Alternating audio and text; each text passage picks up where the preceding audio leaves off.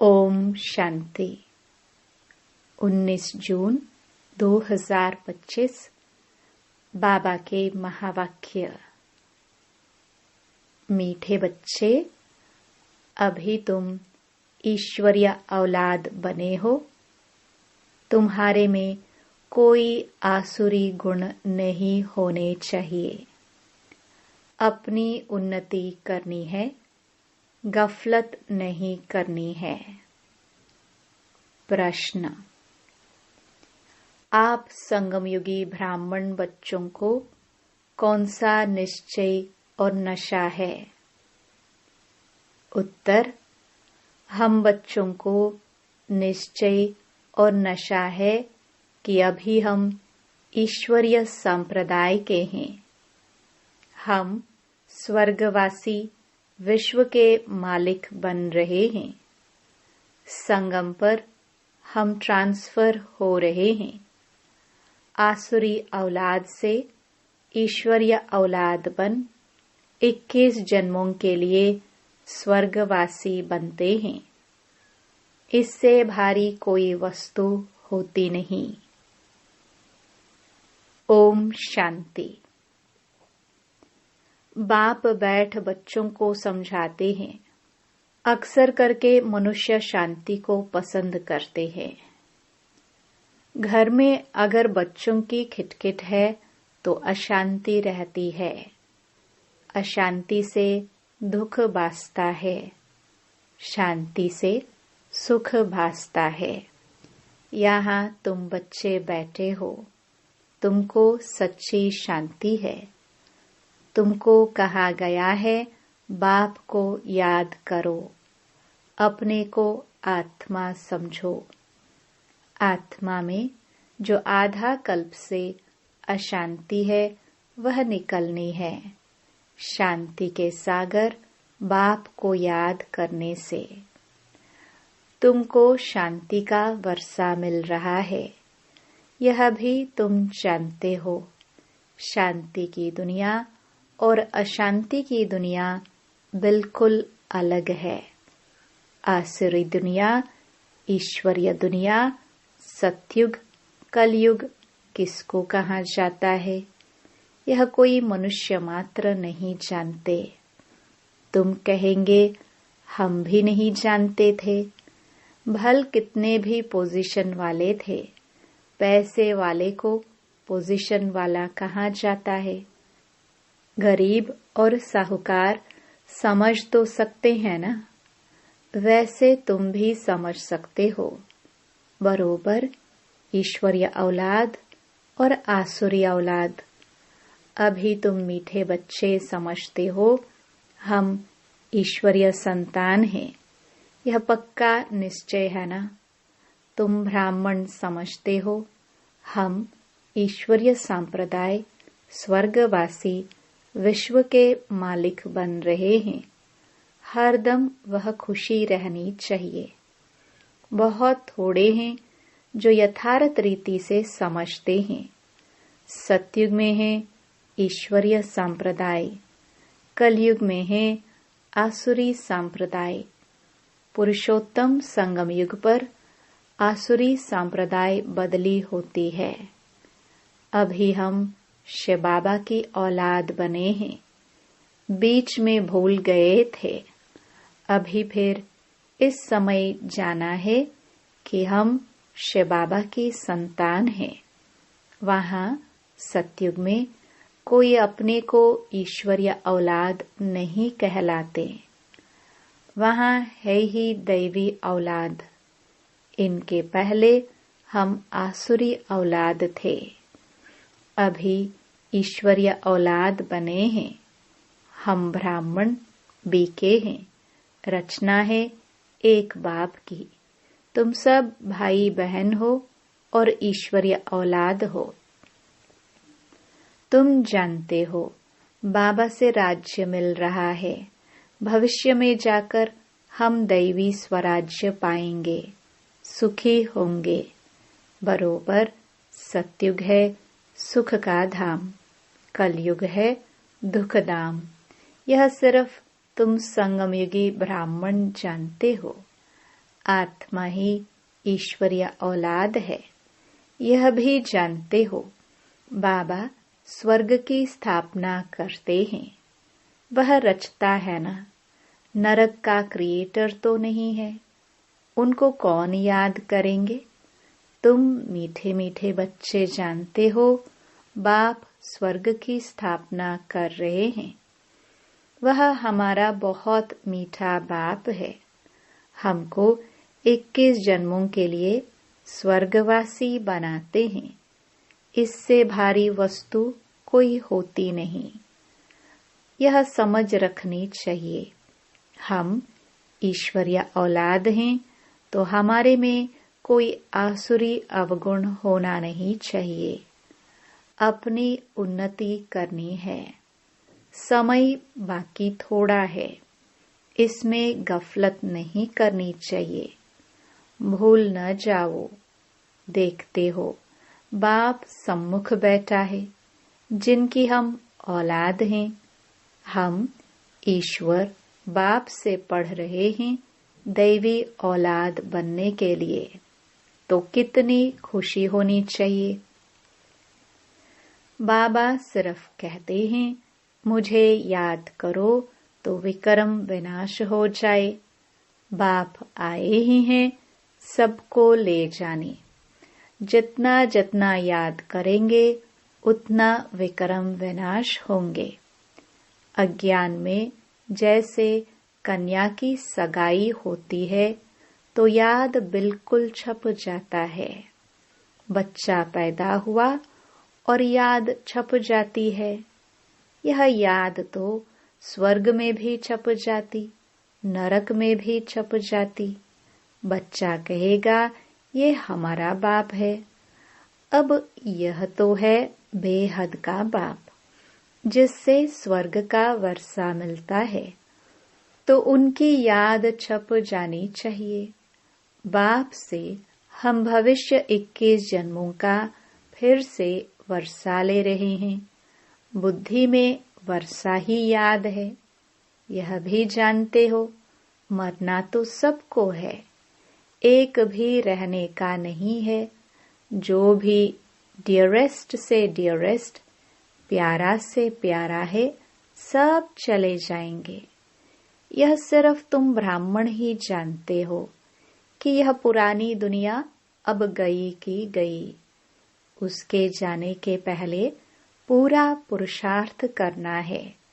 जबकि ईश्वरीय औलाद हैं तो अतः खुशी होनी चाहिए। बाप कहते रहते हैं, बच्चे अपना जीवन हीरे जैसा बनाओ। वह है डेटी वर्ल्ड, यह है डेविल वर्ल्ड। सतयुग में कितना अथाह सुख रहता है, वह बाप ही देते हैं। यहाँ तुम बाप के पास आए हो, यहाँ बैठ तो नहीं जाएंगे। ऐसे तो नहीं, सब इकट्ठे रहेंगे, क्योंकि बेहद बच्चे हैं। यहाँ तुम बहुत उमंग से आते हो। हम जाते हैं बेहद के बाप पास। हम ईश्वरीय औलाद है, गॉड फादर के बच्चे हैं, तो हम क्यों न स्वर्ग में होने चाहिए। गॉड फादर तो स्वर्ग रचते हैं ना। अब तुम्हारी बुद्धि में सारे वर्ल्ड की हिस्ट्री ज्योग्राफी है। जानते हो, हेवनली गॉड फादर हमको हेवन के लायक बना रहे हैं। कल्प कल्प बाद बनाते हैं। एक भी मनुष्य नहीं जिसको यह पता हो कि हम एक्टर हैं। गॉड फादर के बच्चे, फिर हम दुखी क्यों हैं? आपस में लड़ते क्यों हैं? हम आत्माएं सब ब्रदर्स हैं ना। ब्रदर्स आपस में कैसे लड़ते रहते हैं? लड़कर खत्म हो जाएंगे। यहाँ हम बाप से वर्षा ले रहे हैं। ब्रदर्स को आपस में कभी लून पानी नहीं होना चाहिए। यह तो बाप से भी लून पानी होते हैं। अच्छे अच्छे बच्चे लून पानी हो जाते हैं। माया कितनी जबरदस्त है। जो अच्छे अच्छे बच्चे हैं वह बाप को याद तो पड़ते हैं। बाप का कितना लव है बच्चों पर। बाप को तो सिवाय बच्चों के और कोई है नहीं जिसको याद करे।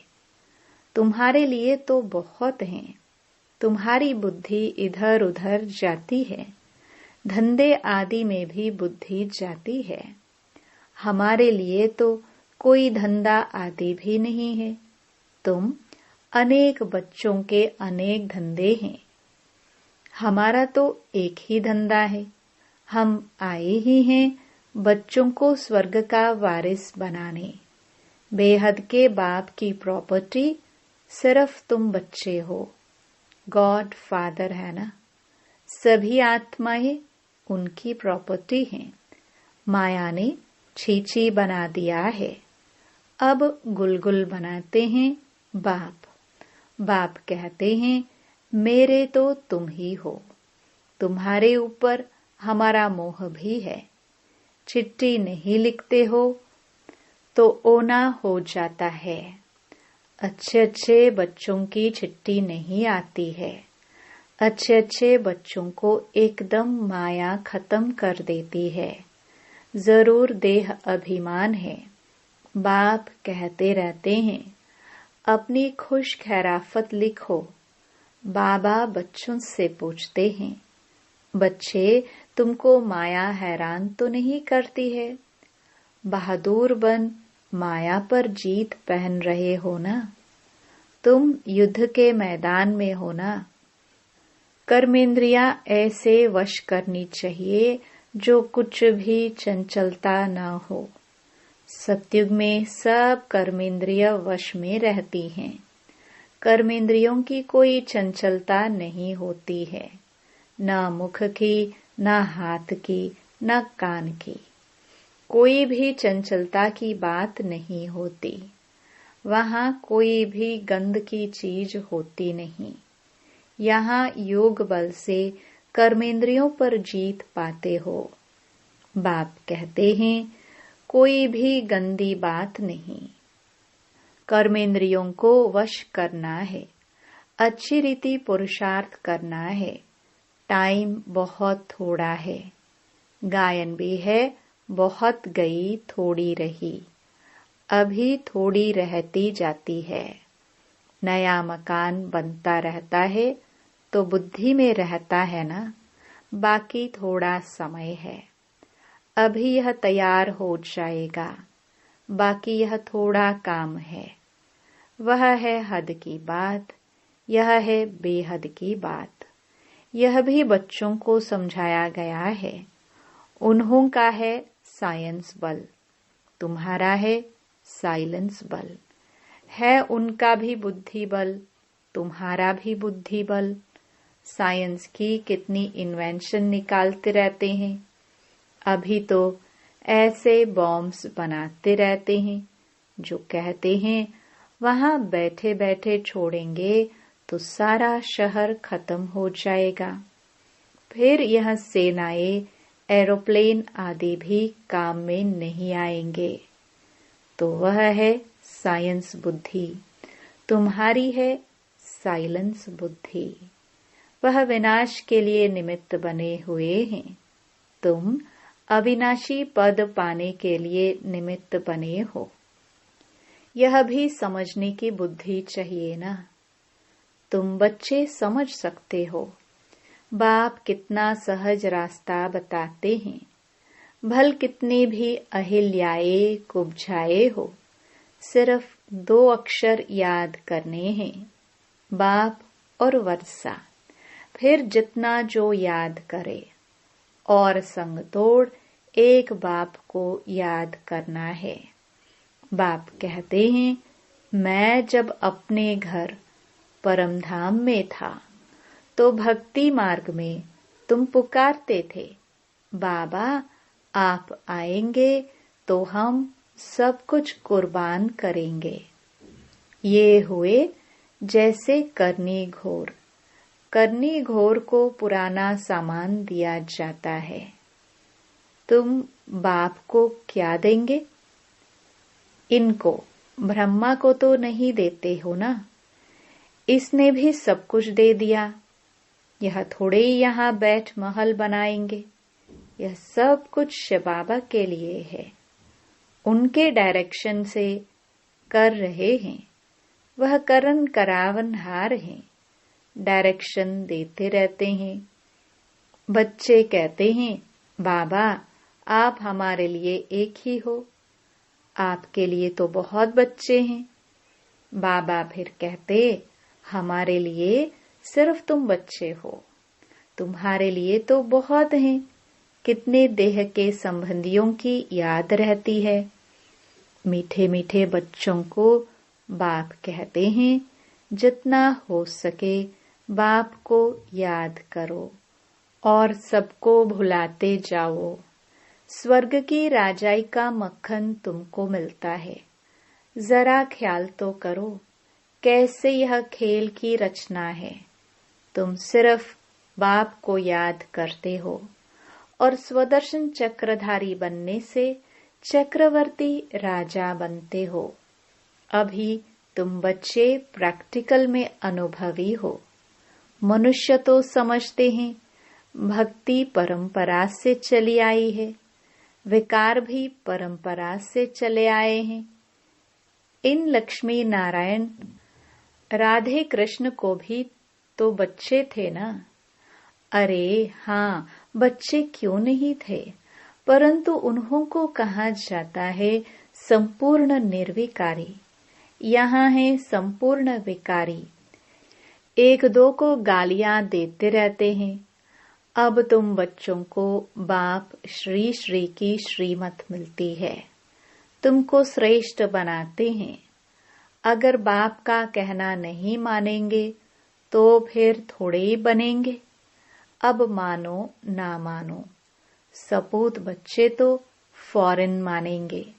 पूरी मदद नहीं देते हैं तो अपने को घाटा डालते हैं। बाप कहते हैं, मैं कल्प कल्प आता हूँ। कितना पुरुषार्थ कराता हूँ, कितनी खुशी में ले आते हैं। बाप से पूरा वर्षा लेने में ही माया गफलत कराती है, परंतु तुम्हें उस फंदे में नहीं फंसना है। माया से ही लड़ाई होती है। बहुत बड़े बड़े तूफान आएंगे। उसमें भी वारिसों पर जास्ती माया वार करेगी। रुस्तुम से रुस्तुम हो लड़ेगी। जैसे वैद्य दवाई देते हैं तो बीमारी सारी बाहर निकल आती है। यहाँ भी मेरे बनेंगे तो फिर सबकी याद आने लग पड़ेगी। तूफान आएंगे, इसमें लाइन क्लियर चाहिए। हम पहले पवित्र थे, फिर आधा कल्प अपवित्र बने हैं। अब फिर वापस जाना है। बाप कहते हैं, मुझे याद करो तो इस योग अग्नि से तुम्हारे विक्रम विनाश होंगे। जितना याद करेंगे उतना ऊंच पद पाएंगे। याद करते करते तुम घर चले जाएंगे। इसमें बिल्कुल अंतर्मुखता चाहिए। नॉलेज भी आत्मा में धारण होती है ना। आत्मा ही पढ़ती है। आत्मा का ज्ञान भी परमात्मा बाप ही आकर देते हैं। इतना भारी ज्ञान तुम लेते हो तो विश्व का मालिक बनने के लिए। मुझे तुम कहते ही हो पतित पावन, ज्ञान का सागर, शांति का सागर। जो मेरे पास है वह तुमको सब देता हूँ। बाकी सिर्फ दिव्य दृष्टि की चाबी नहीं देता हूँ। उसके बदले फिर तुमको विश्व का मालिक बनाता हूँ। साक्षात्कार में कुछ है नहीं। मुख्य है पढ़ाई।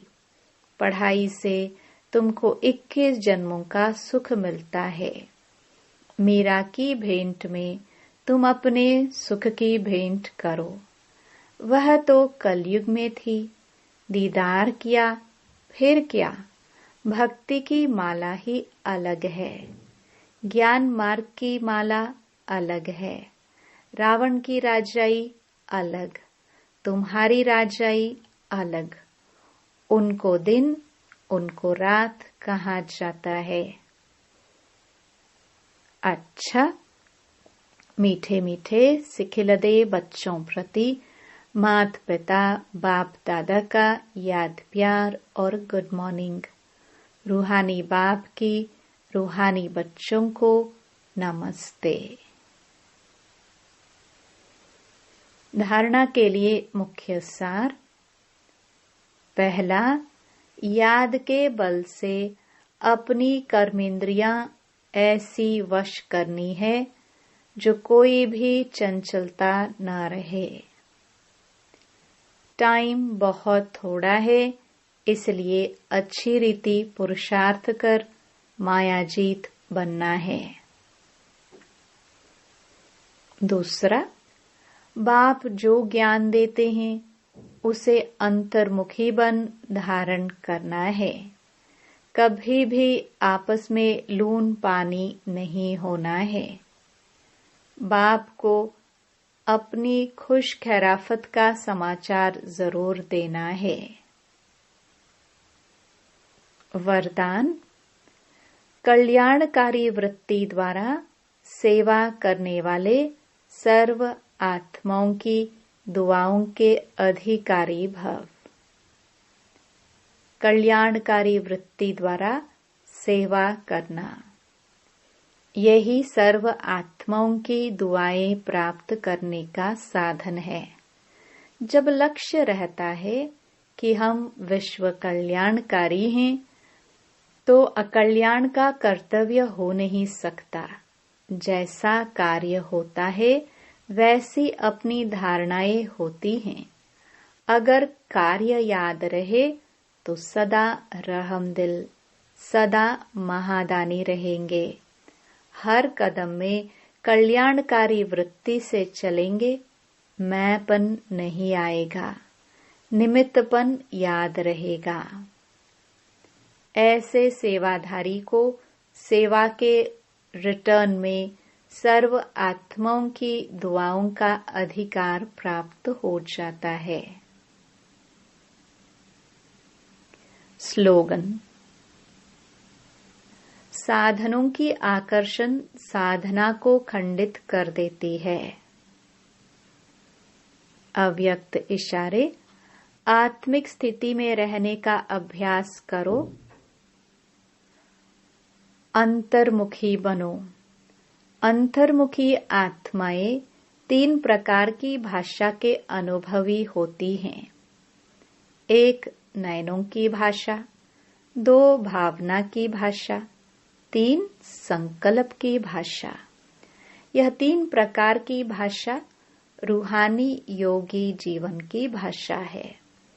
जितना जितना आप अंतर्मुखी स्वीट साइलेंस स्वरूप में स्थित होते जाएंगे, उतना इन 3 भाषाओं द्वारा सर्व आत्माओं को अनुभव करा सकेंगे। अब इसी रूहानी भाषा के अभ्यासी बनो। ओम शांति।